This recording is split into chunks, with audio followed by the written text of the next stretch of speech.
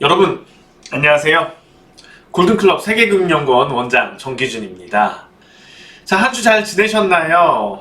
지금 연휴를 앞두고선 이번 주죠. 이번 주는 지금 수요일날 저녁에 밤에 녹화를 하고 있습니다. 아무래도 이제 제가 매일 목요일날 녹화를 해서 금요일날 올려드렸었는데, 지금 시장 상황, 특히 5월에 어떻게 될 것인지에 대해서 투자자 여러분들 많이 궁금해 하실 것 같아요.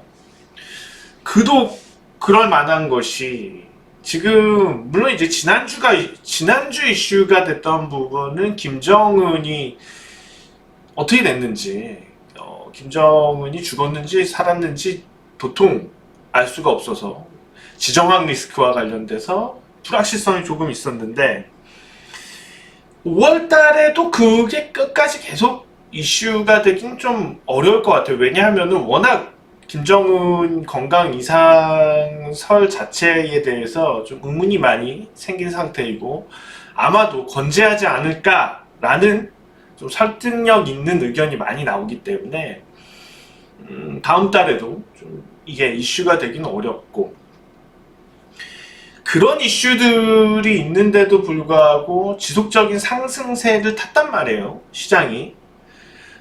4월달이 다행이었죠, 참. 4월달에 만약에 이렇게 회복하지 못하고 국제 증시 전체적으로 다 침체되어 있었다면은 5월달도 그렇게 막 크게 기대할 부분은 없었을 수도 있는데, 오히려 그런데 4월달에 이렇게 흐름이 좋다 보니까 향후 기대할 부분들이 또 나타나고 있어요. 이런 점들 감안해서 본다면은 또 5월에도 희망을 가져야 되는 게 아닌가. 근데 이제 다른 측면에서 볼 때 단기적으로 또 많이 올라왔단 말이에요. 단기적으로 이렇게 올라왔는데 조정은 없을까? 위험 요인은 또 어디서 쑥 등장하는 건 아닌가? 그런 부분에 대해서 우려도 있고요. 그래서 5월달 어떨 것인지, 시장 상황 전체적으로 어떤 것인지 한번 좀 점검을 해봐야 될 것 같고, 그 다음으로는 추천주. 지금 보면은 성장성도 좋고 실적도 괜찮은데 안 오른 종목들이 여전히 시장에 있습니다. 저평가되어 있기 때문이죠, 국내 주식시장이. 그런 점들도 한번 체크해서 보겠습니다.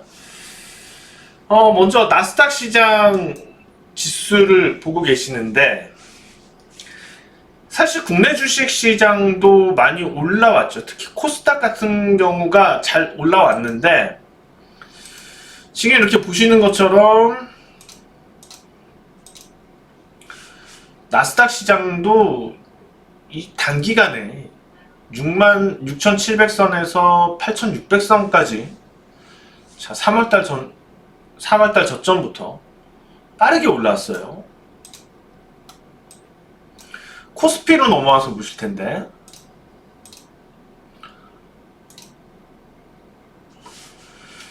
자, 코스피도 보시는 것처럼 아까 나스닥의 근선 그대로 일자랑 차트에서 온 건데, 어떻게 보면 이제 그냥 그림상으로만 보면 덜 올랐죠.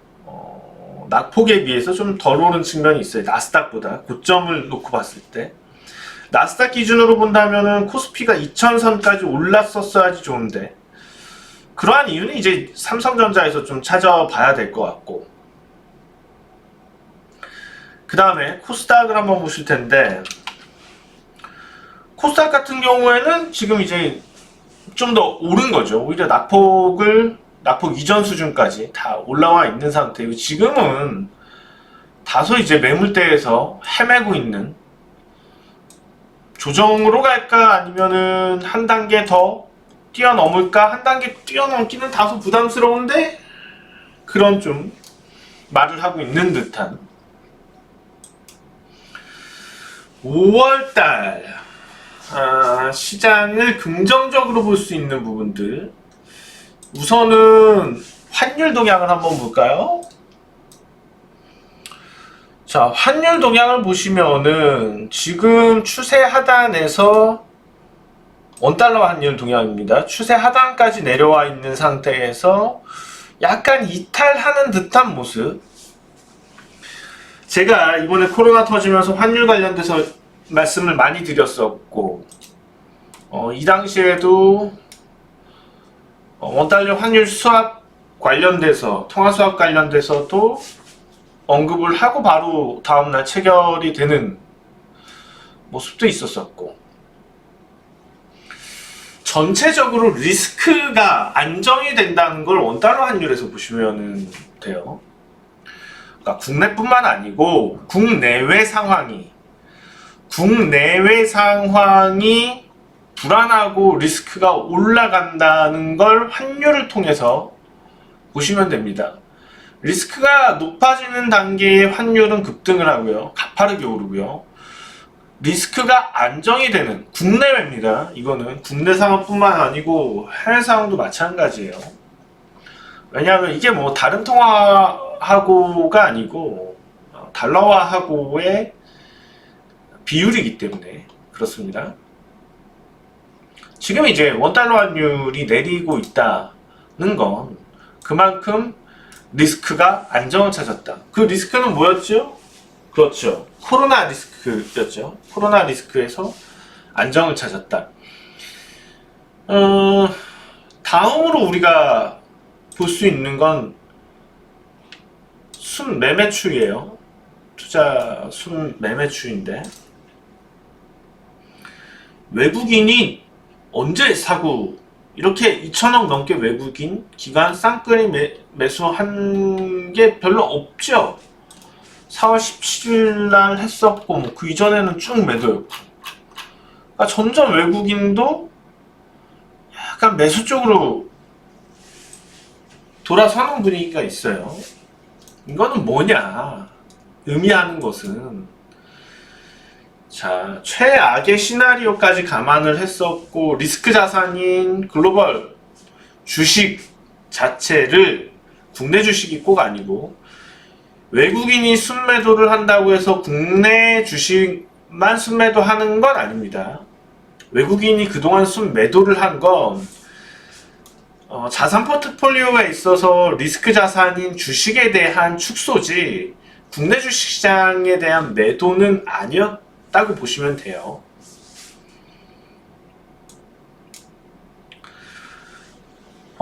구글 모회사 이제 알파벳의 실적이 나왔죠. 알파벳 실적이 오히려 1분기가 전년 동기 대비해서 좋았어요. 온라인 판매와 관련된 부분들에 대해서도 시장이 다시 생각을 하고, 자, 원체 지금 경제 구조 자체가요 온라인으로 많이 넘어왔어요. 온라인 중에서도 모바일로 상당히 많이 넘어와 있는 상태입니다. 여기에 주목해야지 돼요. 지금 이 코로나 사태에 대한 경기 침체의 깊이, 거기서 따지고 들어가는 경제 성장률, 여기서 계산이 된 건 사회가 패러다임의 변화를 겪었다는 것을 완벽하게 소화시키지 못했어요. 특히 모바일과 관련된 상거래, 제가 그렇지 않아도 지난주 추천주로 KG 모빌리언스를 가지고 나왔었죠. 일맥상통해요. 네이버 실적이 좋아지고 지금 온라인이 가지고 있는 사회성은 더 커지면 커지지 축소될 수는 없습니다. 이미 그러한 경향이 넘어와 있는 상태고요. 이 부분이 정확하게 코로나로 인한 경기 침체에서 계산이 안 돼 있었다. 그러면 뭐냐? 물론 경기가 안 좋겠죠. 글로벌 경기가 안 좋겠죠. 코로나 때문에. 근데 예상했던 것보다 그렇게 안 좋을까? 안 그럴 거라는 겁니다. 그 예상은 정확히 빗나갔다. 왜냐하면 너무 급작스럽게 또 너무 공포스러운 상황에서 그 계산을 했단 말이에요. 당연하죠. 사람이 하는 계산인데 공포스러울 때 계산하면 더 안 좋게 나올 수밖에 없죠. 한 달 후에 보세요. 네? 경제 성장률 잡아놓은 거 거기서 높이나 안 높이나 100% 높인다고 봐요. 전 미국도 공포에서는 빠져나오고 있고, 이탈리아 같은 최악의 공포였던 이탈리아도 빠져나오면서 상점들이 하나씩 문을 열기 시작을 했어요. 초기 이게 이탈리아 유럽에 막 번지고 최저점인 날이었죠. 국내 주식시장이 최저점인 날 3월 19일이네요 20일날 올려드린 시장 19일날. 이 공포가 한 달을 넘게 가지 않을 거라는 얘기는 적중했습니다. 공포심리가 그렇게 오래 갈 수는 없어요. 그러면 주식을 놓고 보자고요. 주식의 가치가 공포 국면에서 봤을 때의 가치하고 공포 국면에서 빠져나왔을 때의 가치하고 어떤지. 우리가 뜨거운 물에 들어가 있다가 바로 차가운 물로 들어갔을 때 더 시원하죠. 반대로 아주 차가운 곳에 있을 때 아주 뜨거운 데로 들어갔을 때 더 너무 뜨겁습니다. 그러니까 평상시에 이렇게 가던 흐름이라도 한번 푹 뭔가 이렇게 됐던 어떤 변동이 생겼다 다시 제자리로 돌아왔을 때 느낌은 이전 상태하고 다르다는 거죠. 코로나 위기에서 빠져나왔을 때 시장을 보는 시각은 다르다. 무슨 얘기냐? 코로나 사태 이전부터 국내 주식시장은 저평가됐어요. 왜 저평가되었었냐? 이거는 뭐 과거 투자 전략들 다 찾아서 들어보셔야지 돼요. 투자 쏠림 현상 때문이죠. 이왕이면은 조금 더 당장의 성장이 좋은, 거기다가 안정성도 높다고 판단이 되는 쪽으로 자금은 몰립니다. 그게 바로 뉴욕 증시였어요. 뉴욕 증시와 선진시장 중점으로 해서 몰리다 보니까 중국 증시와 더불어서 국내 주식시장에는 사실상 많은 자금이 오기가 어려웠었죠. 이게 지속이 됐어요. 솔직히 특별히 국내 주식시장도 큰 저평가됐다는 거 빼고서는 큰 모멘텀은 없었고, 그런 저평가가 이어지는 상황에서 조금씩 국내 주식시장의 저평가에 대한 인식이 중국 증시와 더불어서 나타나기 시작을 했었습니다. 그런 단계에서 코로나 위기를 맞았던 거죠. 자, 그러면 보자고요. 코로나 이전에 느끼던 국내 주식시장의 저평가 인식과 저평가 상태는 어차피 주가가 빠지고 올랐을 때 저평가 상황은 똑같다고 봤을 때, 코로나를 겪고 나서 국내 주식시장을 봤을 때의 저평가 인식 다르다는 겁니다. 더 저평가되어 있다고 느낄 수밖에 없어요. 항상 위기를 겪고 다시 생활로 돌아왔을 때, 그러니까 우리가 너무 위험하고 아주 고통스러운 나날들을 겪고 있다가 다시 그 이전 상태로 돌아왔을 때 행복감을 느낀다는 거죠. 그 이전과 변동이 없어도 세상 편하고 같은 논리예요. 지금은 그래서 만약에 다음 달이 된다면 전 세계 코로나 위기는 상당히 내려갈 겁니다. 그러면서 오히려 국내 주식시장 기업들에 대해서 저평가 인식을 갖는 건 훨씬 강해질 거예요. 제가 여기서 이름을 붙인다면 코로나 안도 랠리. 자, 긍정적인 요인으로서 뽑을 수 있는 거 코로나 안도 랠리입니다. 이 가능성 상당히 높아요. 코로나 안도 랠리. 이게 여름 내내까지 이어질 가능성 높다고 보시면 될 것 같습니다. 그래서 오히려 코스닥도 마찬가지고 코스피도 마찬가지겠지만은 조정이 뭐 있을 수도 있지만 조정 이후에 재차 또 멋지게 나가주는 모습이 없을 수도 있어요. 조정은 그건 몰라요. 이런 상황에서 결국에 방향성을 정해놔야지 당장 조정이 언제다 이거는 신도 몰라요. 제가 시황 때마다 말씀드리잖아요. 조정이 있더라도 짧을지 길지 자 당장 언제 조정 나올지도 모르는 거 거기에 대해서 계속 기다리고 목매고 할 필요는 없어요. 결국의 방향성은 강하게 올려 붙일 거라는 겁니다. 코스피도 마찬가지고요. 자 그러면 5월달에 우려스러운 건 뭐냐? 우려는 뭐냐? 디폴트 리스크. 재무적인 아주 큰 위험에 빠질 수 있다는 공포가 일순간 나올 수 있습니다. 한국은 괜찮지만은 유럽과 남미를 중심으로 해서 얘기들이 확산이 될 수 있어요. 오늘도 아르헨티나에서 디폴트 선언이 있었죠. 자, 근데 보자고요. 유럽 국가들 재정이 당연히 안 좋아요. 계속 안 좋아요. 이 상태에서 사실 전체적인 소비는 줄는데 재정을 더 풀었단 말이에요. 그러면은 디폴트가 날 텐데 문제는 특수한 상황이었죠. 코로나. 국제적 협의가 반드시 있을 거예요.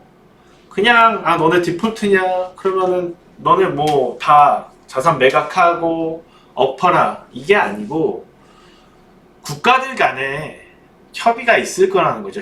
협의를 통해서 디폴트가 시행이 안 될 거라는 거죠.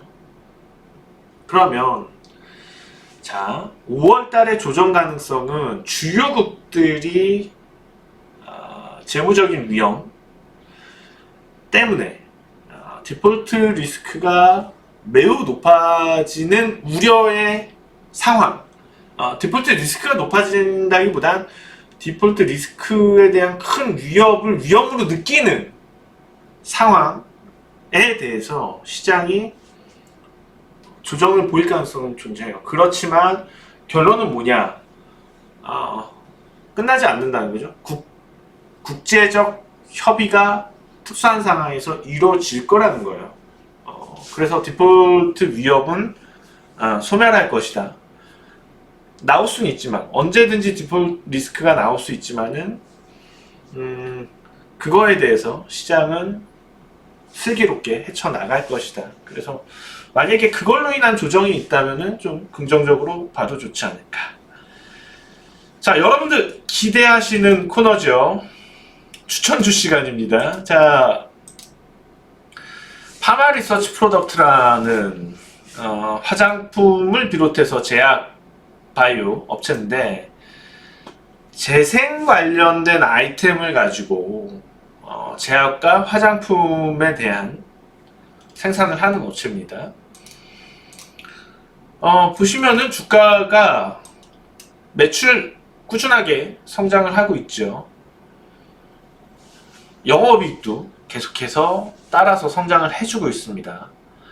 순이익도 마찬가지고요. 그럼에도 불구하고 이런 성장성에도 이런 류의 업체가 주가 수준은 PER 지금 20배 정도인데 낮다고 보입니다. 사실상 이런 류의 기업들이 PER 40배, 50배 이렇게 가는 경우도 상당히 많은데 실제로 수익을 건지고 있는데도 이렇다면은 많이 매력적이지 않을까 판단이 돼서 단기 추천주는 아닙니다. 당연히 좀 5월달 동안 잘 봐도 되는 월간 추천주로 추천을 드리고 싶습니다. 자, 연휴입니다. 연휴들 잘 보내시고 다음 주에도 멋지게 찾아뵙겠습니다. 지금까지 저는 골드클럽 세계금융연구원 정기준 원장이었습니다. 고맙습니다.